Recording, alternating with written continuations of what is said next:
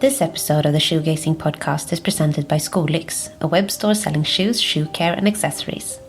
This is sort of a pilot for adverts in this podcast, hence promoting the company Jesper is working for as his everyday employment. Skolex offers a wide selection of Goodyear welded shoes, from their own range of Spanish-made shoes at just above €200, via the famous brand Yanko, up to TLB Mallorca, who is currently taking the world by storm with a new Artista range. Artista pushes the bar for what you get in the mid-range segment of Goodyear welded shoes.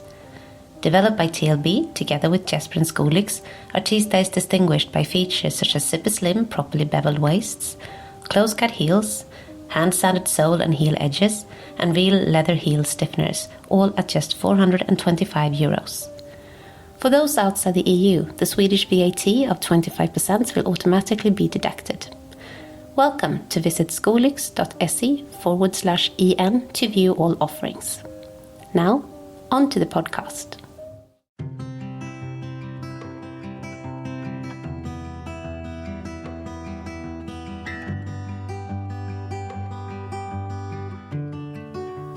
Welcome to episode 8 of the Shoegazing podcast with me, Jesper Ingvaldsson of the classic shoe website shoegazing.com.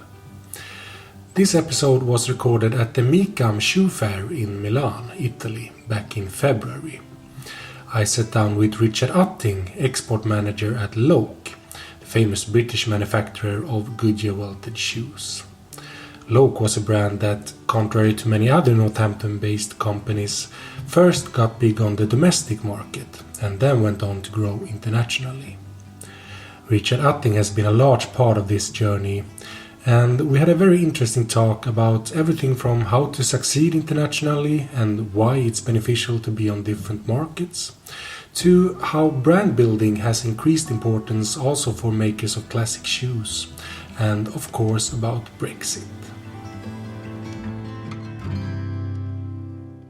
There we go. Okay, Richard Utting, export manager at Loake. Welcome to the Shoegazing podcast. Good morning, Jesper. Good to see you again. Very much enjoyed showing you around our factory and offices in Kettering last year. Good to see you again. Yeah, thank you very much. Yeah, it's always a pleasure to visit Kettering in Northampton and see the great places there. Now we're at Micam, the shoe fair, and we're here to talk about going international and succeeding international, which Loake certainly has. So I thought I'm going to start a bit about your background, since people might not know who you are. So, first of all, when did you start working in the shoe industry? A long time ago now, 1979. I started in the shoe industry in retail as a shop assistant initially. And interestingly, back in 1979, the first pair of shoes that I ever sold was a pair of Loake shoes. So it's an interesting circle I've come on. And when did you start at Loake? I started at Loake in 2012. I was in the shoe industry for about 20 years, and then I left to run my own clothing company in the UK. And then I did some consultancy work for a few years and then joined Loake in 2012. So it's been 8 successful and very happy years. And how would you describe Loake's development during your time at the company? I think Loake have been quite good at reacting to the change in the way that the consumers view the marketplace. We are a traditional company. We have a traditional way of making shoes, and we make classic styling. But I think the important thing for Loake is that we've always been quite contemporary in the way that we look at the marketplace. And undoubtedly, the way that the consumers buy everything has changed, and footwear in particular. And Loake have been good at adapting to that change in the marketplace. And your focus has been on international sales. Now you're the export manager at the company. So roughly how much of Loake's sales are done internationally today? Well, our international business is growing. We're quite unusual for the Northamptonshire Goodyear welted manufacturers, in so much as we became dominant in the UK first and then we moved into international sales. A lot of our competitor brands started in export and then grew their domestic business. So we've come quite recently to international sales. So it's a part of our business that is growing in importance and growing as a percentage of our overall business. But in the 8 years since I joined, we've almost doubled our international business, and we have healthy increases year on year, even in what is turning out to be quite a difficult marketplace at the moment. Yeah, we're going to talk a bit more about that soon. But so since you started, then you said that you sort of doubled the international sales. Is that right? Yeah. I can't talk about figures, obviously, because we have competitors, and although the other British brands we are very friendly with them, we're on good terms with them. Obviously, they'd be quite interested to know what our sales figures are, so I can't really discuss the numbers. But yeah, we've pretty much doubled our international business over the last 8 years. And which are the main markets for you? Well, strangely enough, our number one market outside the UK is Scandinavia, and Sweden in particular is an incredibly strong market. And there's two main reasons for that. One is that the Swedish consumer is very interested in things that are made, things that are constructed, artisanship, as we call it, the ability to make really good products. And you can see by the concentration on the furniture, hand-constructed, artist are very strong in Sweden. So that's one reason. Secondly, within the consumers in Sweden, the British look is very strong. This traditional classic English look has always been strong, and we've been lucky enough to have a very, very good agent distributor. We've dealt with the family for 30 odd years now, and they've done exactly the right thing in the way that they've developed the brand and increased the sales over the years. They've kept it very nicely controlled. Nobody discounts the brand in Sweden, and we have a great relationship with the Hallefelt family who've looked after the brand now for a long time. And which other markets are important? How is Asia, for example? Asia is a growing market, of course, as they become more and more interested in brands and fashion and style. China is the market that everybody talks about because it is so big. The potential is huge. So many people, but it is understanding the retail market out there. Up until quite recently, the majority of Chinese consumers who purchased expensive brands did so outside China. When they travelled, it was almost a mark of distinction to have bought a brand in its native country. So British brands from Britain, Italian brands from Italy. But there is a growth of domestic retail now in China. But it's knowing where it is. It's a huge country, huge population centres, and you really need to work with good retail partners to understand where the consumers are and how to get to them. But a couple of years ago, we started working with a company out there who we're now very pleased with. They're getting great expansion for the brand. So China is a massive potential market for us, certainly. Russia has always been a good market for Loake, but it went away a little bit. They had economic problems, sanctions, all those things. But Russia, similar to China, is a rapidly expanding consumer market. The consumers there are becoming much more aware of brands and the importance of brands, and they're prepared to pay good money for them. So Russia is one of our top 5 markets. And then North America, again, huge country, huge potential. The Americans do like to buy American brands, but there is a demand out there for British brands, and we're rapidly expanding out there now. Cool. And how important is the British heritage with Northampton and all that for success internationally? I think for our industry and our niche within that industry, it's incredibly important. There is still this concept worldwide. If you want to buy a red sports car, you buy an Italian red sports car. It's embedded in the consumer's mind. And I think for Goodyear welted shoes, British manufacture is still vitally important, and we're very proud to have the Royal Warrant, which is sort of a guarantee of our quality and the way that we manufacture and distribute. And I think think Britishness is important.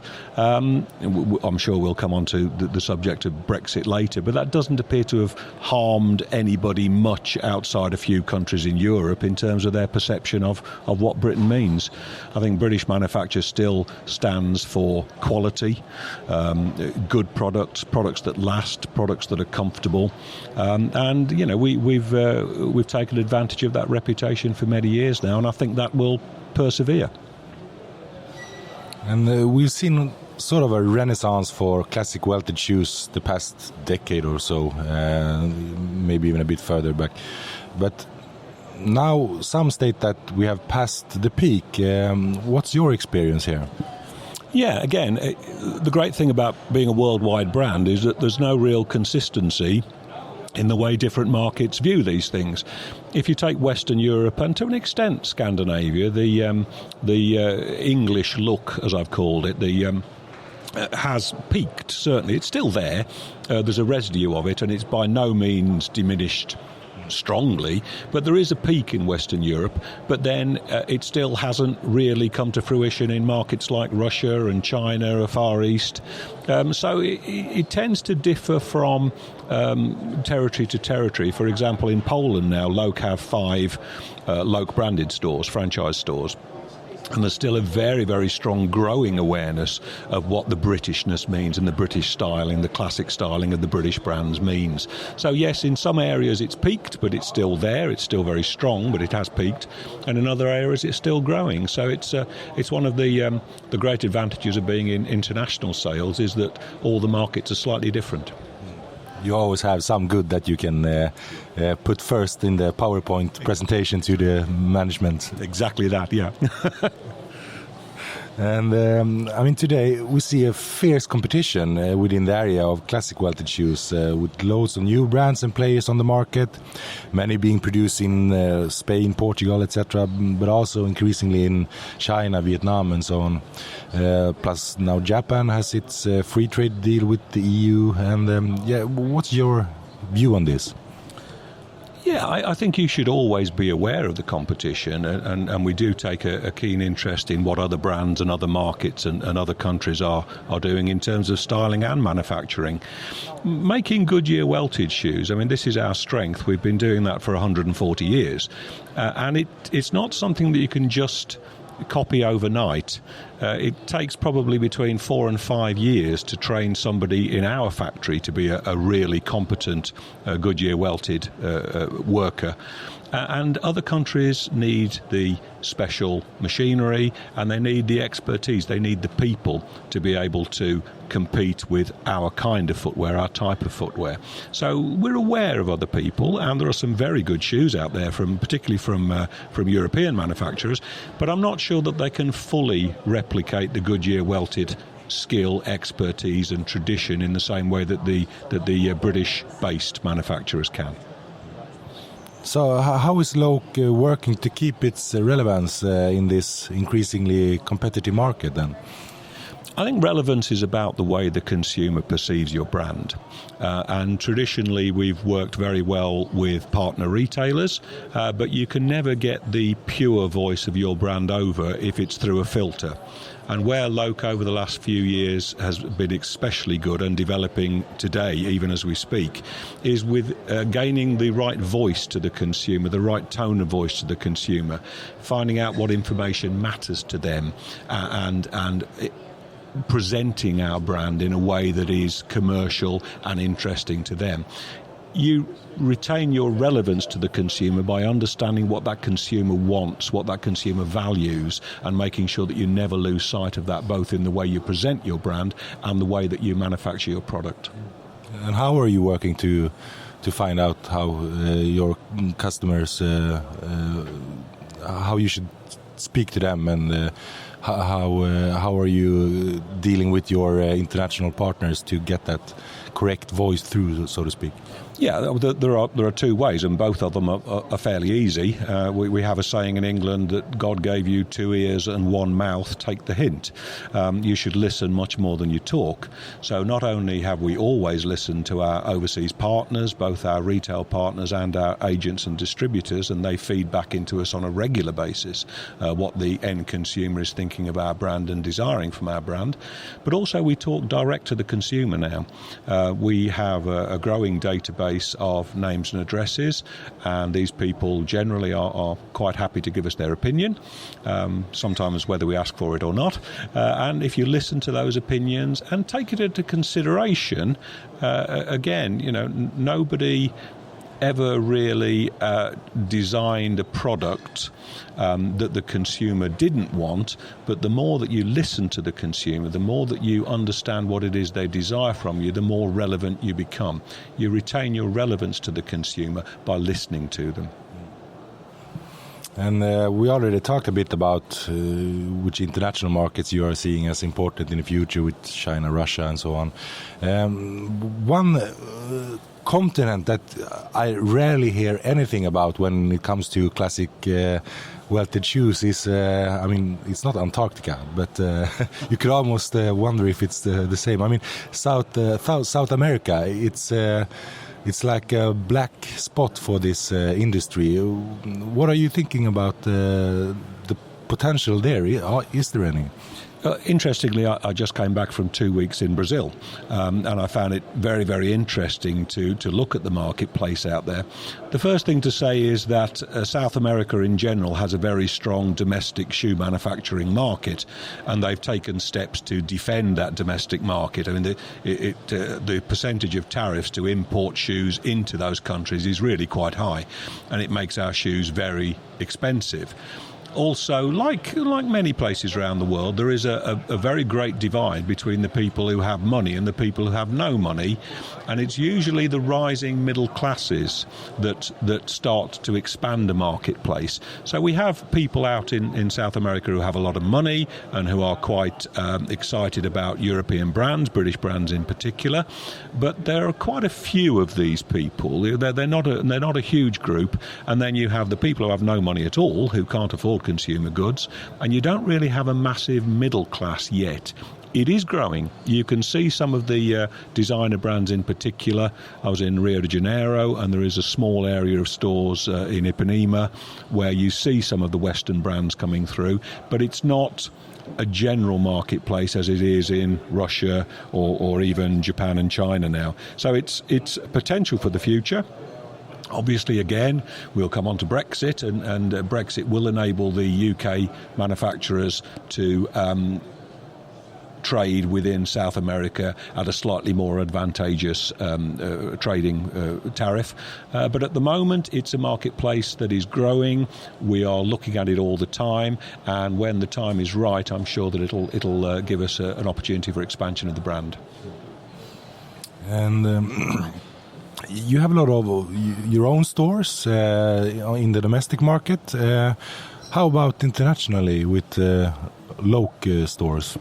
Yeah, we started only about 7 or 8 years ago. We opened our first store in the UK in Jermyn Street.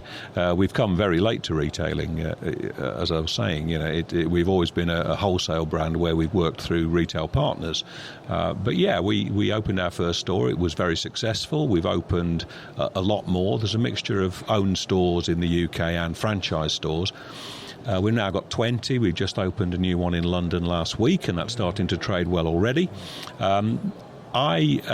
Before I came to Loake, I had some experience of franchising, both in the UK and internationally, and we've opened 9 franchise stores outside the UK over the last few years. There's one in Stockholm, for example, in Sweden, which is very successful.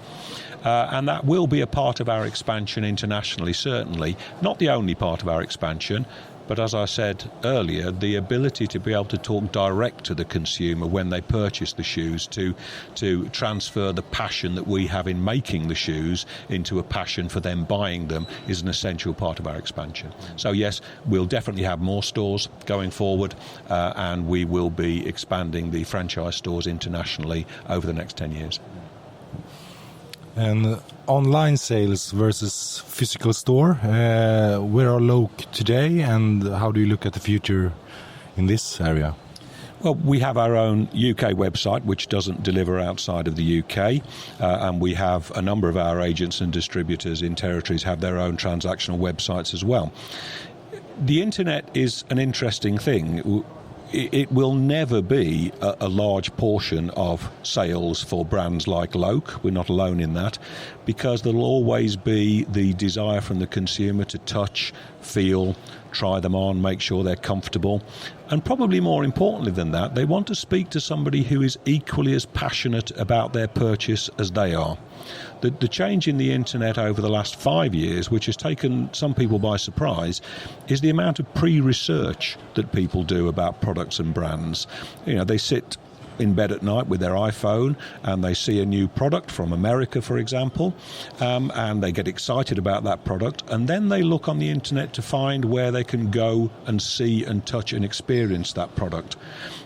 The problem for retail in general, and we see this with some of the department store closures around the world, is that consumers are no longer accepting that the retailer knows best, that the retailer will select the brands for them. They say, no, I'm interested in this brand. If you don't stock it, I'm not going to come in and see you. And so the rise of monobrand retail, as it's called, if you like, the Apple model is the perfect example of this, where somebody gets very excited about the new iPhone. You go into an Apple store and you meet a member of staff who's even more excited than you are. And BMW are also particularly good at this. So it's about creating that tremendous passion and desire on the internet about your brand and product, and then consummating that with the retail experience that the consumer then receives. So the internet is a very useful tool for expanding your brand and expanding your product knowledge. Yes, you will make sales from the internet, we'll all make sales from the internet, but it's never going to really replace that human experience of interacting with somebody who's knowledgeable and passionate about the product. But you still think, I mean, the e-commerce that's going up and up and up, and you see retail going down in general. But for you, the physical stores will continue to be more important, you say? I think for the consumer they will be. You can make all the claims that you like on the internet, and the internet is a fantastic tool for making claims. You can claim anything you like. And yes, of course, there'll be 3D technology. You know, you've already got programs where you can almost see yourself in a virtual mirror wearing clothes. But that will never replace how something fits, and it'll never replace the experience of interacting with a human being on a one-to-one basis, especially for quality products. If you're buying baked beans in a tin, sure. On the internet, it's easy. Groceries is easy because you know exactly what you're getting. And to an extent, if you've had the same style from Loake for the last 20 years and you know what size you are, you know what fit you are, you know what the colour is, sure, you can order off the internet, that's fine. So it'll always be an important part of our overall sales portfolio. But I don't think it's ever going to be as huge as it will be for brands that are selling a commodity which is well known already. So we've already touched upon it a couple of times, but we of course have to mention Brexit a bit more. Being the export manager, how are you dealing with it all? Well, it's a question that, as you can imagine, I've been asked quite a few times over the last 2 or 3 years. There is always, with Brexit, there is the perception of Brexit, and then there is the reality of Brexit. And the perception depends on who you listen to, which website you read, which newspaper you read, which TV channel you watch. But the reality of Brexit is simple, Jesper. We are not leaving the continent of Europe.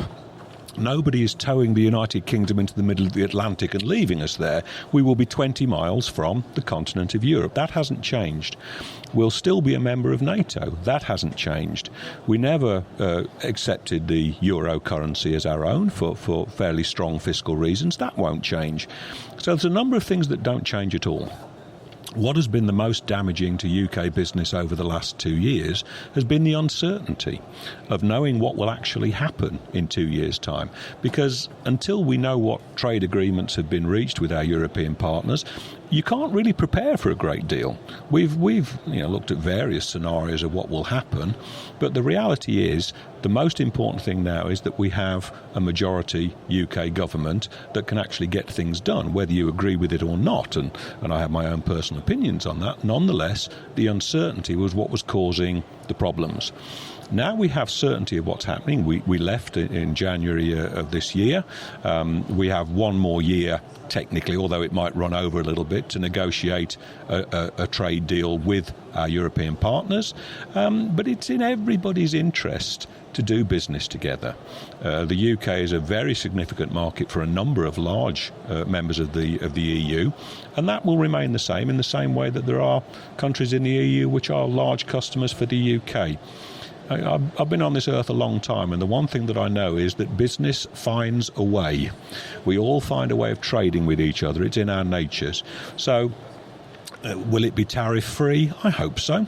I think eventually that the UK will settle into some kind of Canadian deal where we pay a sum of money to be part of a trading relationship with the EU, and then the EU can turn around and say, well, we made them pay to be part of our trading deal, and we can turn around and say, well, we've got tariff-free. Everybody wins, and it means that business can continue. So Brexit has been a bit of a buzzword over the last couple of years. I'm sure some of our European competitors have taken advantage of the uncertainty that it's caused, but I've always been slightly sceptical about the real impact of Brexit. It'll certainly help with our trading with the rest of the world, where we can now make our own trade deals, our own tariff deals with countries around the world, and I think eventually we're going to have a pretty good trading relationship with our European partners as well. Now that Brexit is settled, that it will happen, but as you mentioned, we don't know exactly how the deals with the EU and the rest of the world will look. How has your international network of retailers and agents and all that, how have they responded? Are they calm now, or are they still anxious about what's going to happen?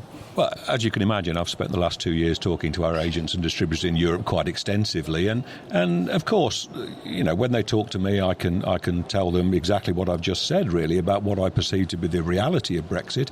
But then they go back to their territories and they watch the television and they hear their own news stations, and of course they were concerned about what this might mean.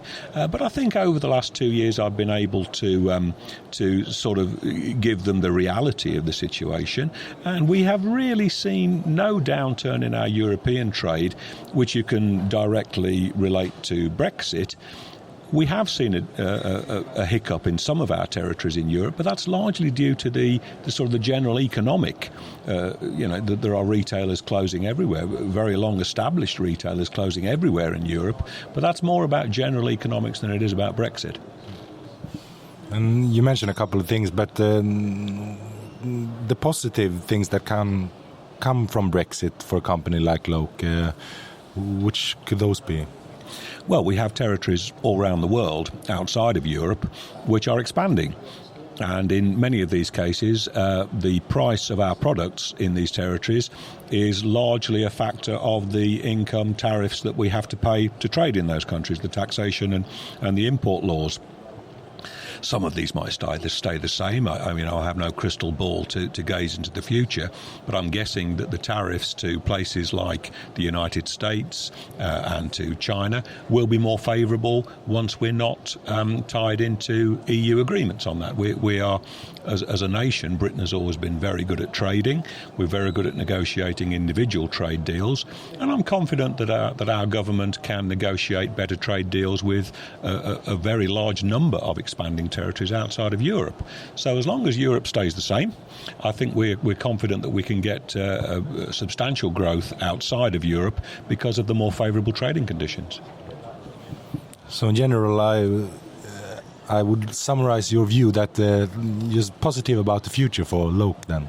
I think you've got to be. If you take all of the things that I've spoken about, the confidence of the branded voice, our manufacturing skills, our price, we certainly have an economic advantage over our competitors in so much as our price for quality is exceptionally good, and that's a very strong tool in whichever marketplace you find yourself. And yes, we're on a very, very good upward curve in terms of our international business and our UK business. So I wouldn't say that the future is all rosy and wonderful. I've been in the business far too long to make predictions like that. But I think we have a very strong team, we have an excellent brand, we have an excellent product, and we're becoming more and more confident in our voice to the world. So yeah, I'm pretty happy with the future. All right. Richard Utting of Loake Shoemakers, thank you very much for being part of the Shoegazing podcast. Jesper, it's great. Great to speak to you as always, and I look forward to welcoming you to Kettering again in the future, where we can show you our new designs and our new directions. Cheers.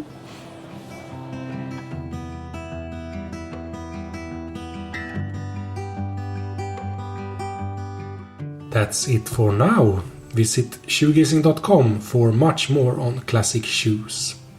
And in a few weeks, I'll be back with a new edition of the podcast. So hear you again soon.